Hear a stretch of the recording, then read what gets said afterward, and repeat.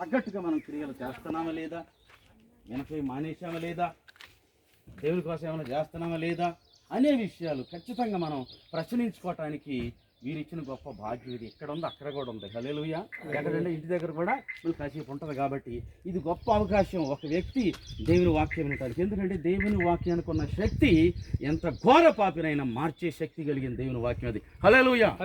ఒక వ్యక్తి నిర్ణయం తీసుకోవడానికి, దేవుని వాక్యం ద్వారా నిర్ణయం తీసుకోవడానికి ఒక అవకాశం ఇది, గొప్ప అవకాశం, గొప్ప భాగ్యం ఇది. ఈ భాగ్యాన్ని వీరు మనకిచ్చారు కాబట్టి, ఇక్కడ ఉన్న వాళ్ళందరికీ వినడానికి ఇచ్చారు కాబట్టి, వినుట వలన విశ్వాసము కలుగును. వినుట వలన విశ్వాసము కలుగును. ఏమింటే కలుగుతుంది అంటే, ఏమిటే కలుగుతుంది? వినుట క్రీస్తుని గురించిన మాట, అంటే యేసుని గురించిన మాట వింటేనే మనిషికి విశ్వాసం కలుగుతుంది. ఆ విశ్వాసం ద్వారా మనిషి, విశ్వాసం లేకుండా దేవునికి ఇష్టడై ఉండట అసలు, అంటే ఆ విశ్వాసం ద్వారా మనిషి దేవునికి ఇష్టడై ఉండడానికి అవకాశం కలుగుతుంది. ఈ ప్రత్యేకమైన సమయంలో మరి వదినమ్మ గారి విషయానికి వస్తే,